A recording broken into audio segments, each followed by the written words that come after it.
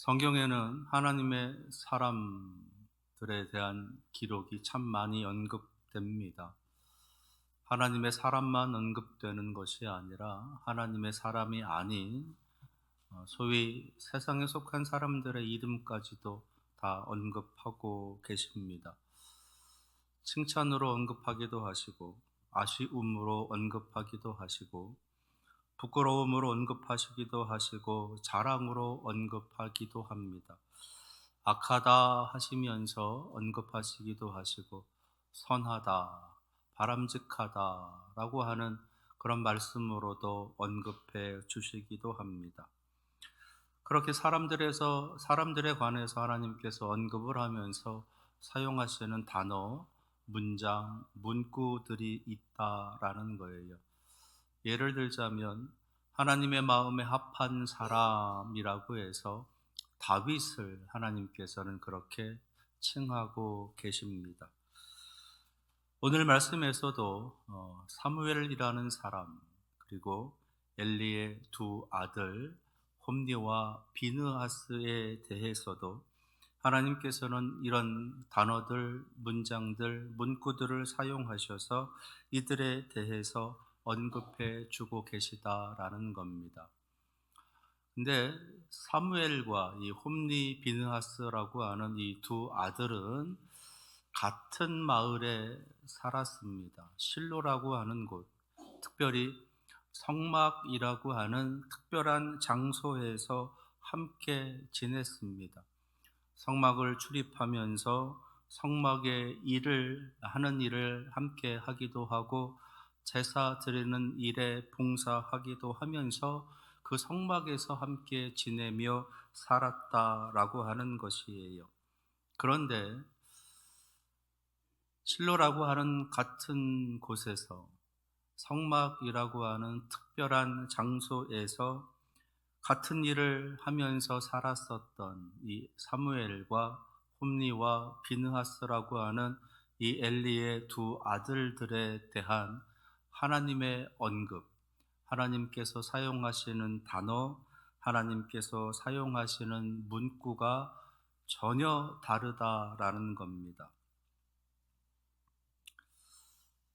교회에 다닌다고 하면서 신앙생활을 한다라고 하면서 예수 믿는 사람이다, 예수 믿는 그런 인생이다라고 하면서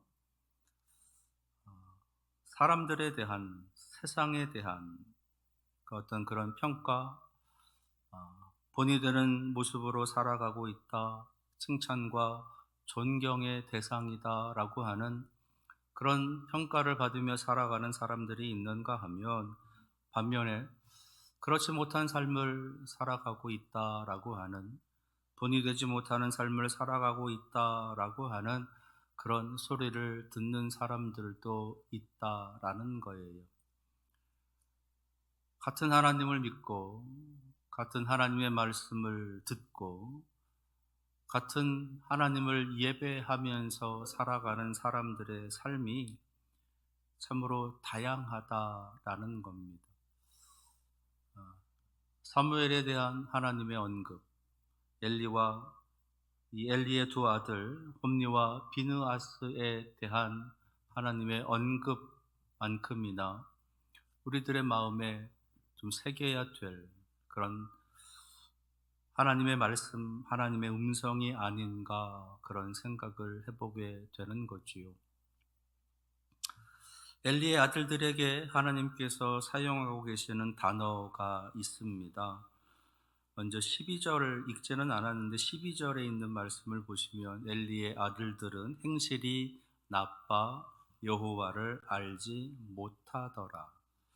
17절에서는요, 오늘 말씀 바로 앞절이지요. 17절에서는 이 소년들의 죄가 여호와 앞에 심히 크면 그들이 여호와의 제사를 멸시함이었더라. 22절에서는요, 그의 아들들이라고 하면서 회막문에서 수종드는 여인들과 동침하였음을 듣고, 25절에서는 그들이 자기 아버지의 말을 듣지 아니하였으니 이는 여호와께서 그들을 죽이기로 뜻하셨음이더라. 행실이 나빠 여호와를 알지 못했다. 죄가 여호와 앞에 심히 크다. 여호와의 제사를 멸시했다. 회막문에서 수종드는 여인들과 통침하는 죄를 저질렀다. 아버지의 말을 듣지 아니했다. 결국 그것으로 인해서 여호와께서 하나님께서 그들을 죽이기로 결심했다. 중요한 것은 여호와를 알지 못했다, 여호와의 제사를 멸시했다라고 하는, 그러니까 지금 이들에게 있어서는 그 어떤 영적인 모습은 전혀 찾아볼 수가 없다라는 것입니다. 그들에게는 경건의 모습도, 그들에게는 어떤 영적인 사모함의 모습도 전혀 없다는 거예요. 하나님을 알지 못할 뿐만 아니라 하나님을 만나지도 못했고, 하나님의 은혜를 경험하지도 못했고, 하나님의 말씀을 들으려고도 하지 않고, 하나님의 다스리심을 경험하지도 인정하지도 않고 살아가는 모습이었다는 겁니다. 반면에 그들에게서는 육적인 모습이 아주 두드러지게 나타나고 있었다라는 거예요. 물질을 탐하는 모습, 그리고 그것을 탐하기 위해서 속이고 강탈하고 빼앗고 위협하는 모습, 그리고 그들의 욕정을 풀기 위해서 즐기는 모습, 그러한 지적을 받고 있음에 대해서도 전혀 아랑곳하지 않고 그것에 대해서 전혀 가책을 느끼지 않는 대범한 모습까지, 인간의 죄성을 그대로 다 드러내고 있는 그러한 모습, 그것을 보이고 있다라는 겁니다. 그것도 하루 이틀 그렇게 한 것이 아니라 아주 오랜 시간 동안을 그들이 그렇게 부정하게 불의함으로 살았다는 거예요. 그들에게는 율법도 없고 하나님의 말씀도 없고 하나님의 심판도 없고 하나님이라고 하는 그분 자체도 없었다라고 하는 겁니다. 그래서 그들에게는 전혀 하나님과 연관되어져 있는 단어들, 하나님과 관련되어져 있는 그 어떤 문장도 나타나지 않고 있는 것이에요. 그들이 그렇게 계속해서 살았다라고 하는 것, 그럼에도 조금의 양심의 가책도 없이 오히려 승승장구하면서 많은 것을 취하고 많은 것을 누리고 많은 것을 가지면서 많은 소리들을 내고 많이 떵떵거리며 살고 있었다라고 하는 겁니다. 그래서 사람들에게서 이런 의심이 퍼져나왔다는 거예요. 도대체 하나님께서는 왜 저런 자들을 그냥 두고 계시는가? 도대체 하나님께서는 하나님의 부름받은 사람이라고 하는 저 제사를 담당하는 저들이 왜 저렇게 살아가도록 그냥 내버려 두고 계시는가? 하나님의 징계, 하나님의 심판은 도대체 어디에 있는가? 하나님께서 그저 묵인하고 계시는 건가? 하나님께서 혹시나 그들을 그냥 그렇게 인정해 주고 계시는 것은 아닌가라고 하는 그런 질문을 하게 했다라는 것입니다. 우리의 삶에도 이런 질문을 가끔 하게 되지요. 도대체 하나님께서는 왜 이런 사람들을 있게 하십니까? 도대체 하나님께서는 왜 이런 안타까운 일들을, 참담한 일들을, 참혹한 일들을 이 세상에서 벌이고 있는데, 그런 일들을 벌이고 있는 저들을 왜 그냥 지켜만 보고 계십니까? 하나님께서 인정하고 계시는 것은 아니신가요? 하나님께서 묵인하고 계시는 것은 아니신가요? 하나님께서 안 계신 건 아니십니까? 라고 하는 질문을 하게 한다는 겁니다. 여기에 대한 분명한 대답이 성경에는 기록되어져 있습니다. 사도 바울을 통해서 하나님께서는 이 질문들에 대한 대답을 우리에게 이렇게 들려주고 계세요. 로마서 1장 24절에서 28절에 있는 말씀, 24절에 그들을 마음의 정욕대로 더러움에 내버려 두사, 26절에 하나님께서 그들을 부끄러운 욕심에 내버려 두셨으니, 28절에 그들이 마음에 하나님 두기를 싫어하며 하나님께서 그들을 그 상실한 마음대로 내버려 두사. 이것이 앞서 말씀드렸던 질문들에 대한 하나님의 대답, 사도 바울을 통해서 들려주시는 하나님의 대답이신 겁니다. 내버려 두사. 그냥 내버려 두신다는 거예요. 그냥 그렇게 살아가다 죽어라. 그렇게 살다가 죽는다. 그들에게는 그 어떤 은혜도, 그들에게는 그 어떤 구원도 없다. 그냥 그렇게 죽는다라고 하는 것이 하나님이 우리들에게 들려주고 계시는 대답이라는 겁니다. 그냥 내버려 두신다는 거예요. 내버려 두심의 징계, 내버려 두심의 심판이라는 겁니다. 구원의 손길을 거두신다는 거예요.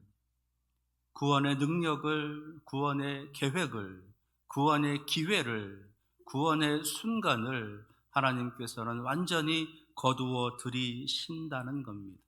그래서 그냥 그렇게 살다가 죽는다는 거예요. 하나님을 알 기회조차도, 예수 그리스도 그 거룩한 구원의 이름을 들을 그런 어떤 기회조차도 주시지 아니하시고 그냥 그렇게 내버려 두셔서 그렇게 죽는다. 그의 영혼까지도 그렇게 다 죽는다라고 하는 것, 그것이 하나님의 징계이고 심판인 겁니다. 하나님의 구원의 손길을 거두시는 것, 그 구원의 능력의 팔을 거두어 주시는 것, 그 모습, 저 먼 옛날 노아 시대에 그런 일이 한번 있었지요. 세상에 죄악이 가득한 것을 하나님께서는 한탄하시고 그 세상을 쓸어 버리시겠노라고 그러시면서 큰 홍수를 일으키셔서 세상에 호흡하는 자들을 하나님께서 다 쓸어 버리신 적이 있습니다. 하나님께서 그 권능의 팔로 이렇게 쭉 펼쳐서 감싸 안아주고 계시고, 그래서 그들을 지키시고 보호해 주시고 계셨던 그 구원의 팔을 거두어 버리신 거예요. 그러니 사방에서 엄청난 죄악의 물들이 쏟아지게 되고, 엄청난 심판의 물들이 쏟아지게 되고, 엄청난 징계의 물들이 쏟아지면서 그들 한 사람도 살아남지 못하는 죽음을 맞이하게 되는 그 하나님의 심판이 그때 있었던 겁니다. 하나님께서는 사랑하시는 자들을 죽도록 내버려 두지 않으시는 거예요. 하나님께서는 죽이기로 작정하신 자들에게는 전혀 구원의 손길을 내뻗지 않으신다라는 겁니다. 혹여 우리들이 죄를 짓고도 우리들에게 아무런 반응이 나타나지 않고 있다면 그것은 이미 심판을 받은 것입니다. 우리가 잘못을 하고도 죄를 짓고도 아무런 죄책감이나 마음의 가책이 없다면 그것은 이미 하나님으로부터 징계를 받고 있다는, 심판을 받고 있다라고 하는 증거인 것이에요. 그러나 우리들 마음에 가책이 있고 죄책감이 들어오고 우리가 잘못했노라고 하는 그런 깨달음이 우리들 마음속에서 그렇게 시작된다면 그것은 여전히 우리를 사랑하시는, 나를 사랑하시는 하나님의 그 구원의 손길이 내게 미치고 있다라고 하는 증거인 겁니다. 안타깝게도 엘리의 두 아들들에게는 그런 것이 없었어요. 그저 내버려 두사, 그들이 하는 대로, 그들이 즐기는 대로, 그들이 탐하는 대로, 그들이 이 세상에서 많은 것을 누리며 살아가는 그대로 그냥 내버려 두고 계셨던 거예요.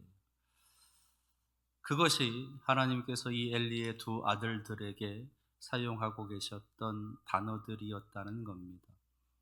한마디로 정리하자면 내버려 두사. 저는 우리 교회가 하나님께서 혹시나 내버려 두시는, 우리 사랑하시는 문의 성도들이 하나님께서 내버려 두시는 그런 자가 아니라, 그런 사람들이 아니라, 그런 교회가 아니라 하나님의 그 은혜의 팔로, 하나님의 놀라운 그 구원의 팔로 끊임없이 우리를 채찍질하시기도 하시고 우리를 붙잡기 위해서 우리에게 손을 뻗으시는 놀라운 하나님의 그 어떤 터치가, 하나님의 만져주심이 임하는 그런 교회, 그런 성도들이 되기를 원합니다. 반면에 사무엘에게 사용하시는 단어들, 사무엘에게 사용하시는 문장이 있습니다.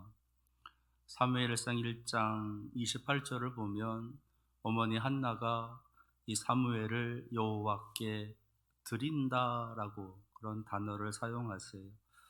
사무엘상 2장 18절에서는요, 그가 어렸을 때에 세마포 에봇을 입고 여호와 앞에서 섬겼더라.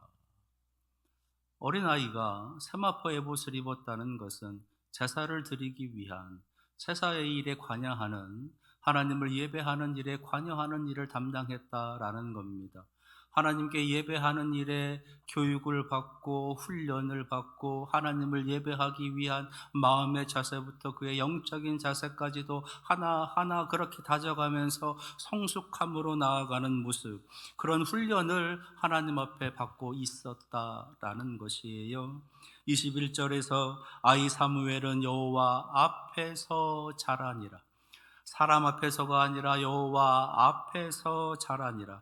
26절에는요, 여호와와 사람들에게 은총을 더욱 받더라. 하나님께 은총을 받은 것뿐만 아니라 사람들에게도 은총을 받았다, 사랑을 받았다, 이쁨을 받았다, 인정을 받았다라고 하시는 말씀이신 겁니다. 참 바르게 잘 자라고 있노라고, 참 아름다운 신앙의 모습을 가지고 있노라고, 깨끗한 신앙을 가지고 있노라라고 하는 그런 칭찬을 들으면서 그가 자라갔다라는 말씀을 하시는 거예요. 그래서 사무엘에게 사용하고 계시는 하나님의 단어, 하나님의 문장은 여호와 앞에서, 여호와 앞에서. 엘리의 두 아들들은 내버려 두사 그러셨는데 사무엘은 여호와 앞에서라고 하는 단어를 사용하고 계시다는 겁니다. 여호와 앞에서. 이 사무엘에게 사용하셨던 이 단어가 또 한 번 사용되어진 때가 있어요. 누가복음에 나타납니다. 누가복음 2장에 보시게 되면 예수님의 유년 시절에 대한 기록이 되어져 있어요. 누가복음 2장 40절입니다. 아기가 자라며, 여기서 아기는 예수님이지요. 아기가 자라며 강하여지고 지혜가 충만하여 하나님의 은혜가 그의 위에 있더라. 하나님의 은혜가 그의 위에 있다. 52절에는 예수는 지혜와 키가 자라가며 하나님과 사람에게 더욱 사랑스러워 가시더라. 하나님과 사람에게 더욱 사랑스러워 가시더라. 이 말씀을 하시기 전에 이제 어머니 마리아가 이 함께 올라왔었던 예수님을 찾기 위해서 성전 여기저기를 찾아다니는 그런 모습을 기록해 놓고 있어요. 그렇고 나서 이제 이 예수님을 이 마리아가 찾게 되지요. 그때 예수님께서 하셨던 대답의 말씀이 이것이었습니다. 예수께서 이르시되 어찌하여 나를 찾으셨나이까? 내가 내 아버지 집에 있어야 될 줄을 알지 못하셨나이까? 나를 왜 찾으셨습니까? 나는 내 아버지 집에 있는 사람입니다 라고 하시는 말씀인 거지요. 내 아버지 집에 있어야 될 줄을 알지 못하셨나이까? 내가 내 아버지 집에 있어야 될 줄을 여호와 앞에라고 하는 거죠. 그렇게 여호와 앞에서 자라났던 예수님, 아버지 집에 늘 있으시면서 늘 사모하시면서 자라가셨던 그 예수님, 여호와 앞에 있었던 사무엘, 이 둘의 공통적인 하나님의 말씀은 하나님과 사람에게 더욱 사랑스러워 가더라. 하나님과 사람에게 더욱 사랑스러워 가더라. 이것이 사무엘과 예수님, 이 두 거룩한 존재에 대한 하나님의 평가, 하나님의 말씀, 하나님이 사용하시는 단어들이었다라는 겁니다. 여호와 앞에, 내가 아버지 집에 있어야 될 줄을 이라고 하시는 말씀, 여호와 앞에라고 하시는 이 말씀. 저는 여러분들의 자녀들이 여호와 앞에, 내가 내 아버지 집에 있어야 될 줄을 이라고 하는 것을 깊이 깨달아 하나님 아버지 앞에, 전능하신 여호와 앞에 그것을 늘 인식하고 그러한 삶을 살아가는 우리 사랑하시는 성도들의 자녀들이 되시기를 축원합니다. 여호와 앞에라고 하는 것은, 그럼 좀 더 구체적으로 그 여호와 앞이라고 하는 그 자리는 어떤 자리인가? 빨리 짧게 세 가지를 말씀드리겠습니다. 첫째는 진실과 정직의 자리예요. 진실과 정직의 자리. 여호와 앞이라고 하는 것은 진실하고 정직할 수밖에 없는 자리이다라는 겁니다. 왜냐하면 모든 것을 다 알고 계신 하나님 앞인 거예요. 모든 것을 다 지켜보고 계신 하나님 앞이라는 겁니다. 심지어는 그의 겉모습뿐만 아니라 그의 속마음까지도 다 알고 계신 하나님 앞에, 그러니 감출 수 있는 것도 숨길 수 있는 것도 없다는 거예요. 숨을 수도 없고 도망칠 수도 없고, 모든 것을 다 알고 계신 하나님, 모든 것을 다 지켜보고 계신 하나님, 그러니 그 자리에 나아가는 자는 정직할 수밖에 없고 신실할 수밖에 없다라는 겁니다. 우리가 하나님 아버지 앞에 나아오는 이 자리는 정직할 수밖에 없는 자리, 신실할 수밖에 없는 자리이다라는 거예요. 감출래야 감출 수도 없어요. 숨길래야 숨길 수도 없는 자리인 겁니다. 그 자리에 우리는 나아오는 거예요. 적어도 우리가 하나님의 이름을 부르면서 나아오는 그 자리, 하나님의 이름을 부르면서 살아가는 우리의 삶의 모든 자리, 그 자리는 바로 여호와 아버지 앞에, 하나님 앞에 정직과 진실로 살아가는 삶의 자리이다라는 거예요. 사람은 속일 수 있어요. 사람은 감출 수 있어요. 사람에게는 숨을 수도 있습니다. 그러나 하나님은 안 돼요. 다 보고 계세요. 다 지켜보고 계십니다. 그 하나님 앞에 나오는 우리들의 자세는 정직과 진실인 거예요. 부디 하나님 앞에 정직함으로, 진실함으로 살아가시는 여러분들 되기를 바랍니다. 두 번째는 하나님 앞이라고 하는 그 자리는 거룩과 경외의 자리예요. 거룩과 경외의 자리. 하나님의 깨끗함, 하나님의 순결함, 하나님의 선함, 하나님의 사랑, 하나님의 순결함, 그것을 마주하는 자리인 거예요. 그래서 그 자리를 마주하게 되면 거룩함을 느끼는 겁니다. 성스러움을 느끼는 거예요. 경이로움을 느끼는 거예요. 그러면서 동시에 두려워요. 왜? 나의 더러움이 보이기 때문에, 나의 부끄러움이 보이기 때문에, 나의 죄가 보이기 때문에, 그래서 두려운 거예요. 그래서 하나님 앞에 나아가는 여호와 앞이라고 하는 그 자리는 거룩과 이 경외라고 하는 게 함께 공존하는 자리이다라는 겁니다.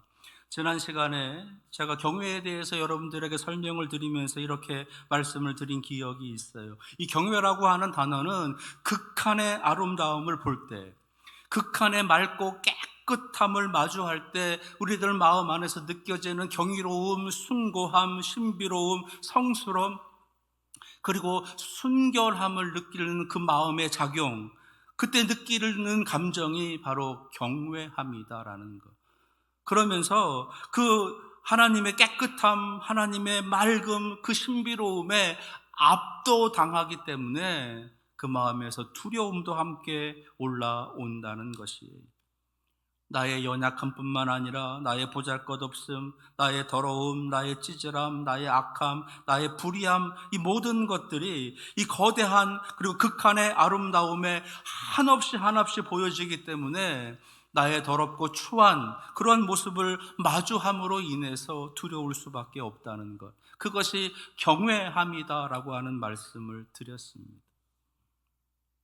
그래서 하나님 앞에 나아오게 되면 우리는 거룩함과 이 경외함이라고 하는 것을 두 가지의 이 감정을 함께 느끼게 된다라는 거예요. 이런 감정을 느끼는 사람은 세 번째 자리로 나아가게 되는 겁니다. 세 번째 자리, 여호와 앞이라고 하는 그 세 번째 자리는 바로 회개와 용서의 은혜가 있는 자리예요. 회개와 용서의 은혜가 있는 자리. 하나님의 그 성스러운 아름다움, 맑고 깨끗한 극한의 그 순수함을 경험하게 되면 나의 한없이 더럽고 추한 모습을 보기 때문에 그 하나님 앞에 무릎 꿇을 수밖에 없다는 거예요. 그러면서 하나님 앞에 기도하게 된다는 겁니다. 하나님, 나의 이 더러움을 씻어 주시옵소서. 나의 이 악함을 바꾸어 주시옵소서. 그렇게 기도할 수밖에 없다는 거예요. 그렇게 회개의 기도로, 회개의 모습으로 나아갈 수밖에 없다라는 것입니다. 그러면서 하나님 내려주시는 그 용서, 하나님 내려주시는 어떤 사랑, 그런 것들을 경험하는 은혜의 자리가 되어진다라는 거예요. 그래서 그 예배를, 그 시간을 사모하게 된다는 거예요. 내가 깨끗해지는 시간, 내가 하나님 앞에 거룩해지는 그 시간, 내가 다시 새롭게 회복되어지는, 새로운 피조물이 되어지는 그 시간을 사모할 수밖에 없다라는 겁니다. 그래서 하나님 앞에 나아가는 그 은혜의 시간을 사모하는 자들은 그 예배의 시간이 너무 귀한 거예요. 내가 깨끗해지는 시간이니까, 내가 새롭게 되는 시간이니까, 내가 다시 시작할 수 있는 시간이, 그런 사람이 되는 시간이기 때문에 그래서 그 시간이 너무너무 소중한 것입니다. 그래서 그 하나님의 은혜를 경험한 사람들은요, 예배 드리지 못해서 안타까워하는 거예요. 기도하지 못해서, 찬양하지 못해서, 봉사하지 못해서, 하나님의 말씀을 묵상하지 못해서 속에서 막 열불이 치솟아 올라오는 겁니다. 내가 하나님의 사람인데, 내가 하나님의 직분을 가지고 있는 사람인데, 하나님의 자녀로 살아가는 사람인데, 축복의 통로로 살아가는 사람인데, 그렇게 살아가지 못하고 있는 나의 모습으로 인해서 너무너무 안타까워 하나님 앞에 분통 터지면서 비통해하면서 애통해하면서 기도하는 사람이라는 거예요. 그 시간을 너무너무 사랑하게 되고 사모하게 된다는 겁니다. 여러분들에게는 이런 애통함과 이런 비통함이 있으신가요? 다른 사람들 하는 것처럼 미워할 대로 미워하고, 원망할 대로 원망하고, 싸울 대로 싸우고, 욕할 대로 욕하고, 부정할 대로 부정하고, 불의할 대로 불의하고, 거짓될 대로 거짓되고, 속일 대로 속이면서 하나님 모르시겠지, 하나님께서 괜찮다고 하실 거야,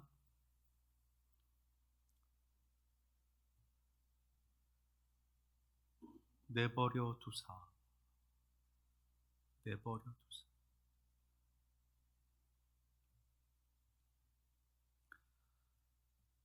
하나님 앞에 나아가는 그 자리는 우리에게는 은혜의 자리가 되어야 되고, 그 자리를 사모함이 우리의 삶에 있어야 되는 겁니다. 예배를 사모하시는 여러분들 되시기를 바랍니다. 믿음의 삶을 살아가는, 그 신앙의 삶을 살아가는 그 삶을, 그 거룩한 삶을 정말로 더 사모하시기 바랍니다. 그렇게 하려고 하는 시간을 하지 못함에 대한 애통함, 비통함, 분통 터짐,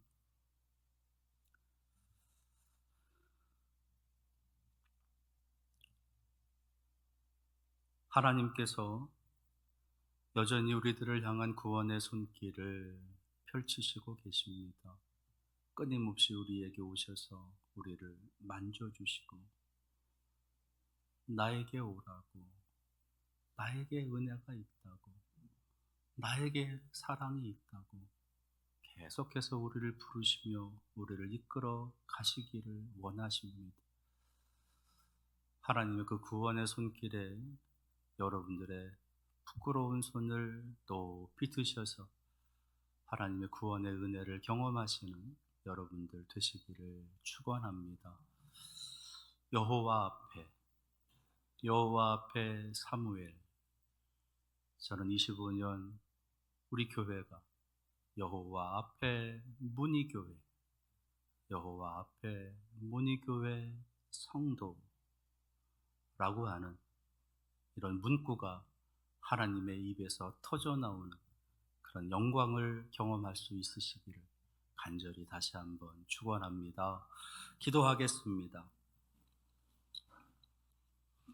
하나님 앞에 우리가 나아가는 그 자리는 진실과 정직의 자리, 거룩과 경외의 자리, 회개와 용서의 은혜의 자리라 말씀해 주십니다.